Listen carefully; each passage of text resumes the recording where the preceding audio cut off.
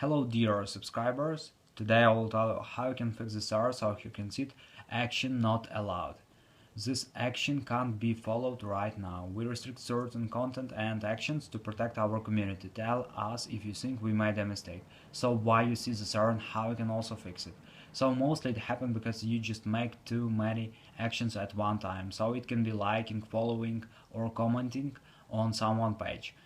Mostly it's just temporary block from Instagram. So if you see this first time, it can take few hours for unblocking you, and sometimes it can take few days. It depends on the situation, but mostly it's just temporary block from Instagram. So Instagram will automatically unblock your account for these actions.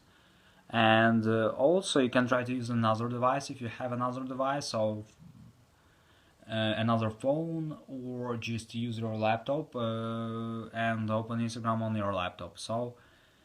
And also you can try to change your network. So if you receive the server when you use Wi-Fi, just try to use cellular data, and if you receive the server on cellular data, just try to use Wi-Fi. So this is the way how you can also do it. So thanks for watching, have a nice day, subscribe to my channel, click like, and goodbye.